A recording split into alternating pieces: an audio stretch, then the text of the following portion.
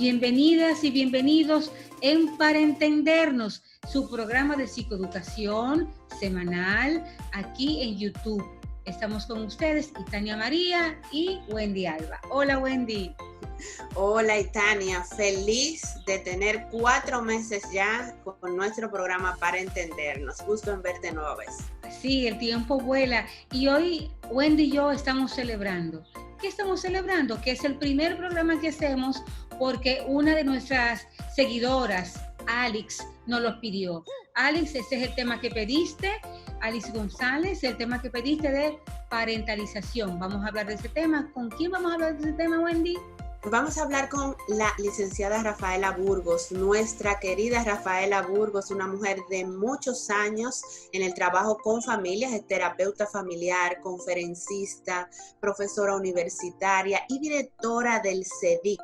Me permito leerlo porque estoy aprendiendo con todas estas siglas. Es el Centro para el Desarrollo y la Interacción Constructiva, CEDIC. Ahí ustedes pueden encontrarla para consultas, ella y un equipo de profesionales. Así que hoy estaremos, Itania, disfrutando de este tema, que como la identifica ella, siempre va a ser bien desmenuzadito, bien llano para la gente. Sí, es una mujer muy didáctica y que todo el mundo la entiende. Así que comenzamos.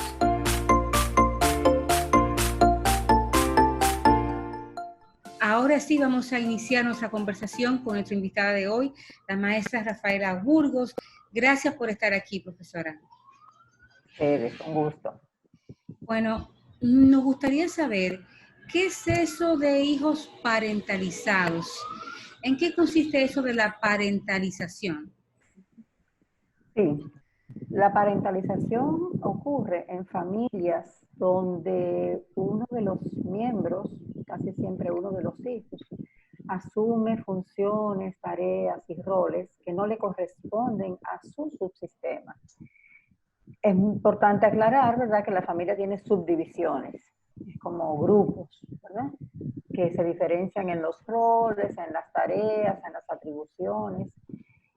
Por ejemplo, el subsistema de la pareja, subsistema conyugal, tiene unas tareas y unas definiciones. El subsistema parental, que significa, bueno, los que hacen de padres, sea papá y mamá, o si es la mamá con la abuela, o es la madre sola, ese es el subsistema parental, los que tienen función de padre. En una familia donde hay una parentalización, lo que ocurre es que uno de los hijos asume responsabilidades y tareas de ese subsistema parental que no es el que le corresponde, porque le corresponde el subsistema fraterno, si tiene hermanos, por ejemplo. Entonces se involucra, se vincula a una situación, a un escenario con unas demandas, con unas responsabilidades que son superiores a sus capacidades y a lo que debería estar aprendiendo y desarrollando.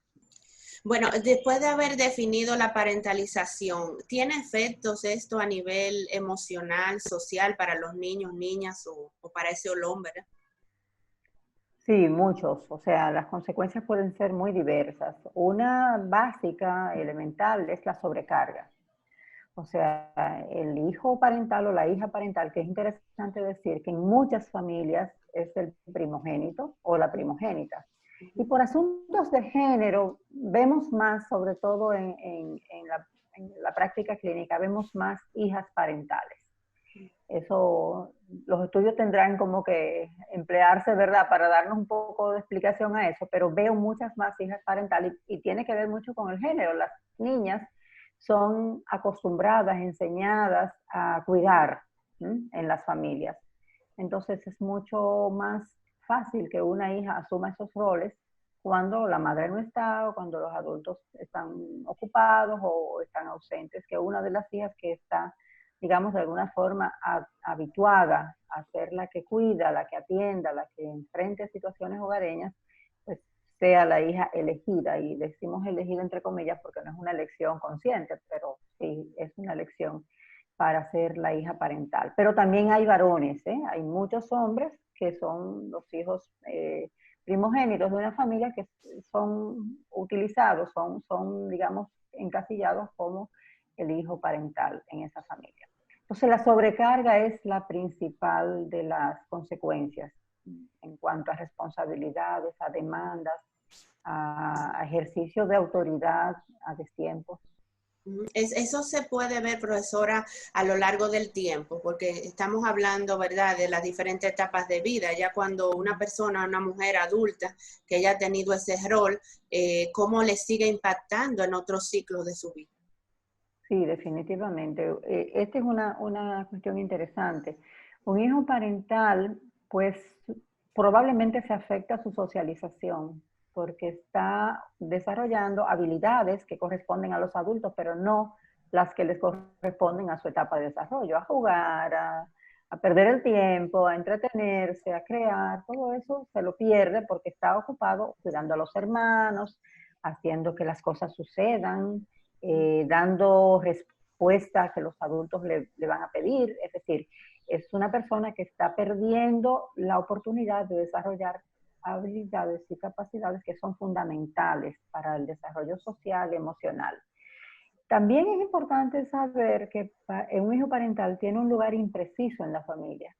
Es decir, no sabe bien a dónde pertenece, porque por momentos pertenece al subsistema parental, cuando los padres le delegan y tiene que cuidar a los hermanos, educarlos, o ocuparse de que las cosas, de protegerlos. En ese momento está haciendo un rol de padre o de madre, y los hermanos lo dicen muy fácilmente en terapia, dicen la mamá chiquita. Sí, así es. Y a propósito, profesora, ¿eso podría causar celos entre hermanos y hermanas? El hecho de que papá te haya elegido a ti para ser responsable, o por ejemplo hay peleas, tú no eres mi mamá, a mí no me mande, y Así aún es. después de adulto puede que sea esa situación. Así es. Genera muchos conflictos entre los hermanos, y el principal conflicto es que no se da el vínculo natural horizontal entre los hermanos. O sea, ese hermano nunca llega a formar parte realmente del grupo de los hermanos.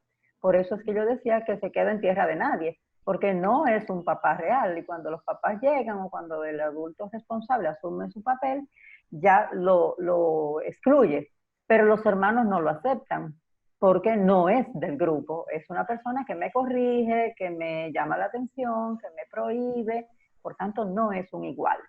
De manera que eso es un efecto emocional significativo en la persona.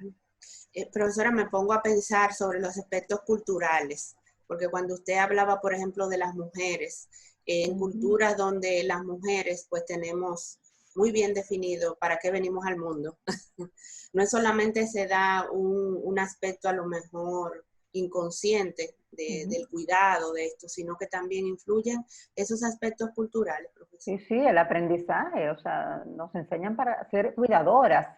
Y entonces es muy fácil, como yo decía, elegir a la hija, porque ya es la cuidadora natural dentro del equipo de los hermanos, para también responsabilizarse de las tareas o de los roles que los adultos no están asumiendo, por lo que sea. También hay que decir que muchas familias parentalizan a uno de los hijos no porque sean negligentes, que lo hay también, hay familias con un nivel de negligencia donde esto se da, sino porque necesitan ayuda. Es un soporte, y de hecho Minuchin las define como familias con soporte. Así es. O sea, es un soporte. La mamá necesita ir a trabajar y dice a la hermana mayor, pues tú te quedas con los pequeños, tú los cuidas. Lo que pasa es que esa niña o ese niño se van haciendo tan expertos en hacer eso, porque su valoración, su reconocimiento lo obtienen de ahí, que cada vez se le atribuyen más tareas, cada vez se le pide más. Y va dejando de ser lo que tiene que ser, que es una niña de 10 años, de 9, de 12, de 14. O sea, va desarrollando muchas habilidades fuera de su área de desarrollo, sus tareas de desarrollo no se completan y se le sigue agregando más a eso. Decían ustedes ahorita si eso puede verse a largo plazo. Sí. Efectivamente, sí. Efectivamente. Esto tiene alcances y no se puede decir cuáles serían los más lejanos, porque el hijo parental aprende a desarrollar su autoestima a partir de cuidar, a partir de satisfacer las necesidades y hacerlo muy bien. Por otro lado, se queda tan vinculado al bienestar de la familia que se le hace difícil independizarse. Se le hace difícil diferenciarse, por eso muchos hijos parentales se casan, hacen familia y vuelven a su familia, o tienen su propia familia pero no se desconectan de los padres y de los hermanos. Todavía los padres mueren y siguen pendientes de cada hermano, a quien llaman para resolver las situaciones, quien tiene que decir la última palabra. Entonces es un rol que lo persigue. Sí, este es un tema muy, muy interesante. Les voy a pedir a ambos un momentito que vamos a un corte comercial y cuando regresemos seguimos con la profesora Rafaela Burgos hablando sobre parentalización.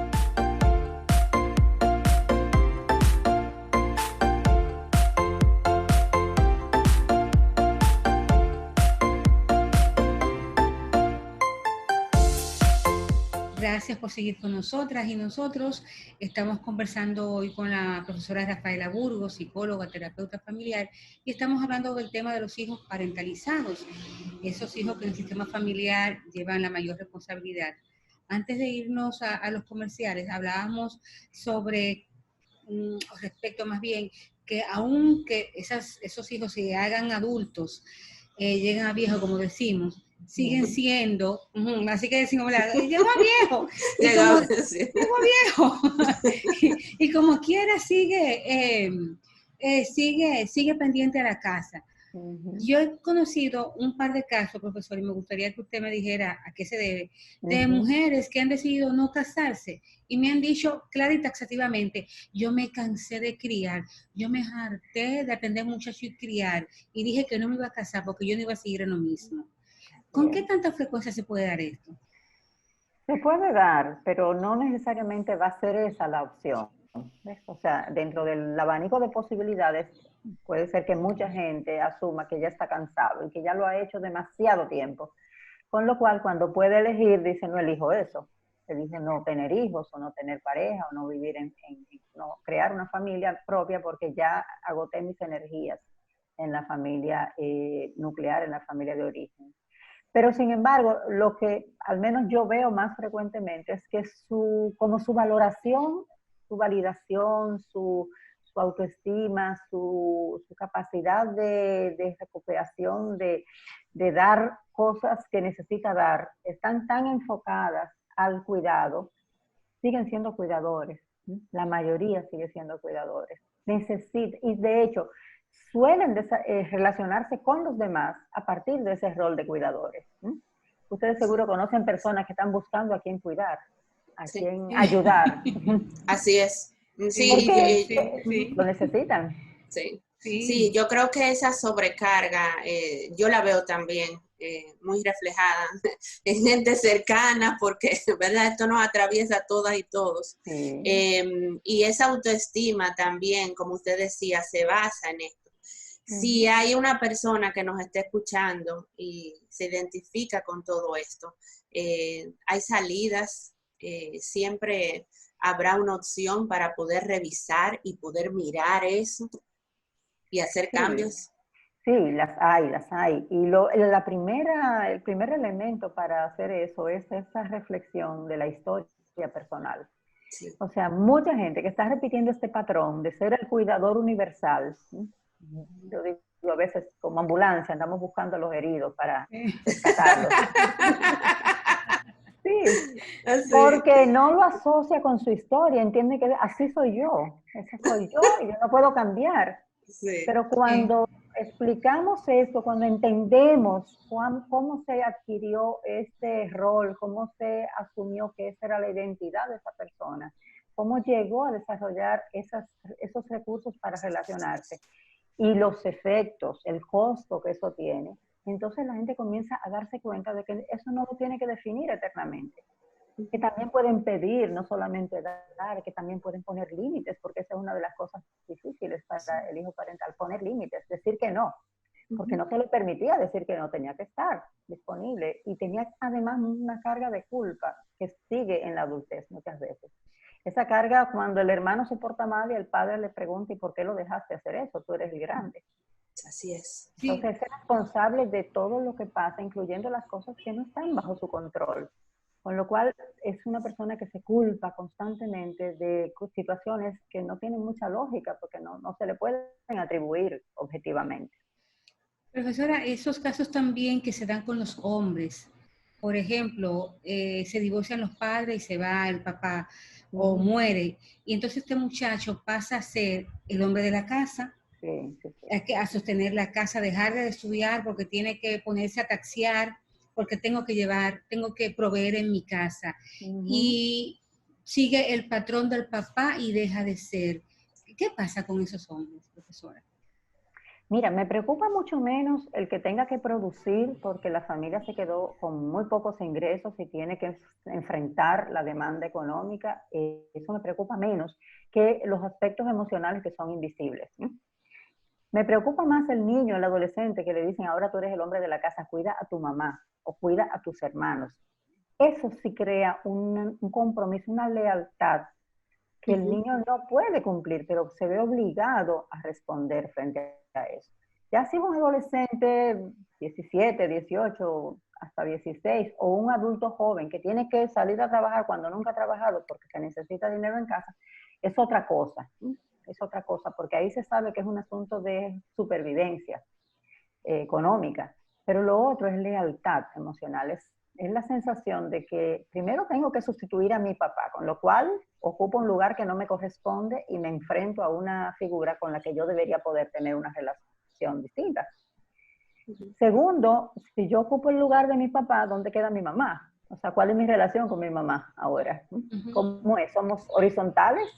Mi mamá me puede llamar la atención, me puede poner límites a mí cuando yo estoy en el lugar de una persona que está siendo corresponsable con ella. Fíjense el nivel de confusión y el nivel de desdoblamiento emocional que tiene que hacer una persona para poder llenar un rol cuando se lo asignan, sea en la etapa que sea. A veces es muy temprano, a veces, como tú dices, es frente a una coyuntura.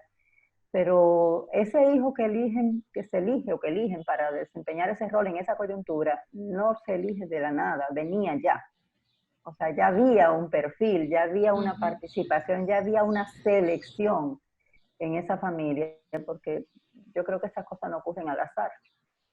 Sí, pienso que sí. Estamos en este mes también hablando de depresión, profesora, porque estamos ya enfrente casi al día de la prevención del suicidio. Y así como cuando usted hablaba de los adolescentes, uno siempre se pregunta esas cargas que se viven desde la parentalización. ¿Cómo usted vive eso en consulta? ¿Cuáles aspectos, indicadores son importantes que los padres a lo mejor que nos estén viendo tomen en cuenta para poder trabajar estas cosas? Bueno, desde la identificación de los indicadores de depresión, yo creo que es una de las cosas que la familia tiene que manejar con mucha habilidad, con mucha destreza para poder hacer lo que hay que hacer a tiempo. Una persona que está involucionando, que su estado emocional nos está llamando la atención, que tiene conductas que nos parecen llamativas, no habituales, indica que probablemente necesita atención. No sabemos por qué, no tiene que ser siempre grave, pero que necesita atención. Y es importante que la familia se mueva a dar esa atención, a poner más observación, a escuchar más, no solamente a exigir el cambio, que muchas familias lo que se enfocan es en exigir. Sal, no te quedes ahí, no hagas eso. Pero la persona no siempre puede hacer lo que se supone que tiene que hacer. Y si hay una depresión, no es un asunto que se pueda controlar desde la voluntad. Entonces, observar yo pienso que es el primer elemento, y observar sin culpar, sin atacar. Y sobre todo, si hay algún indicador de que esta persona está visualizando que la vida no tiene sentido, que no vale la pena estar vivo, que quisiera desaparecer, aunque lo diga con otras palabras, hay que leer entre líneas. Hay que aprender a ver cuál es el sentimiento que está debajo de eso. Si nos llama la atención, lo mejor es buscar ayuda. Y ojalá que la ayuda lo que diga es que no pasa nada y que es un asunto de la etapa y que no hay que preocuparse. Ojalá. Eso quisiéramos que fuera siempre la respuesta, pero necesitamos saber si es eso o si es algo más para poder proteger porque para eso es que se supone que miramos y observamos para ver si tenemos que intervenir. Entonces la familia es el contexto natural de desarrollo, ahí es donde se va a ver primariamente las señales que nos llamen la atención, que necesiten respuesta. Profesora, ¿qué tan frecuente es que vayan a su consulta parejas porque tienen problemas porque ella o él es un hijo parentalizado y está más pendiente de los problemas de mi familia de origen, de mi mamá, de mi papá o de mis hermanos, que de los propios problemas con mi pareja? Es bastante frecuente. Es bastante frecuente porque, como decía, este rol acompaña a las personas a lo largo de la vida. Entonces la persona hace su familia, tiene sus hijos, tiene su pareja, pero no es que se desconecta, se sigue sintiendo responsable. O sea, no es el hijo o la hija que apoya, acompaña cuando es necesario, está pendiente porque quiere a su mamá, a su papá, a sus hermanos, que eso es bonito y eso es lo que debería pasar en todas las familias. Es el grado de responsabilidad y de culpa cuando no está presente. Es la sensación de que yo debo estar ahí. Y si estoy con mi familia, es como que estoy en falta. Es como que no soy debería. desleal al sistema, soy desleal al sistema. Exactamente, soy desleal. No soy buena hija. Y libre Dios de que pase algo en esa familia, porque entonces la culpa es enorme y la sensación de estar fracasando, de no hacer lo que se supone que tiene que hacer. No se dan permiso de tener su espacio, sus límites para su familia. Es bastante claro, lo veo mucho, a ver, en las parejas, cuando es la mujer la que tiene ese vínculo con su familia de origen, es más, según yo lo veo, más fácil de aceptar, socialmente más aceptado, por la pareja incluso, porque es buena madre con sus hijos y es cuidadora con su marido también. O sea, ella lo que hace es que suma responsabilidad. Claro. Y las asume todas. O sea, difícilmente falla en su casa porque se multiplica, se divide en muchos pedazos. Cuando es el hombre, cuando es el marido, veo más resistencia, más demanda de la esposa, porque efectivamente su energía, su enfoque está más puesto en su familia de origen que en esta familia que está construyendo. Entonces la esposa está sobrecargada y siente que le quitan su lugar y que ellos como familia, por ejemplo, no podemos comer aquí los domingos, no hay ningún domingo que podamos comer, no podemos ir de fin de semana porque tenemos que ir todos, porque hay que estar pendiente de toda la familia. O sea, hay una sobreinvolucración con la familia de origen que es vista por la familia nuclear como descuido, como falta de tiempo y de atención. Muy bien. Profesora, siempre es grato poder escucharla. Realmente estamos muy complacidas, principalmente porque este es uno de los primeros temas que, valga la redundancia, estamos complaciendo a nuestras seguidoras, a una de nuestras seguidoras que ha pedido especialmente este tema. Por favor, a ustedes, si quieren consultar con la doctora Burgos, por favor buscar en el CEDIC, vamos a poner todas las informaciones de ella acá, y le agradecemos nueva vez, Tania y yo, por este tiempo maravilloso. Es cortito, pero dejamos a la gente con sed de búsqueda. Sí, espero que les sirva. Claro que sí. Pues a ustedes gracias por acompañarnos cada lunes. Recuerde, si le gustó el programa, darle like y suscribirse para que cada lunes le avise que hay un programa nuevo para entendernos con el tema que a usted le interesa escuchar de psicología.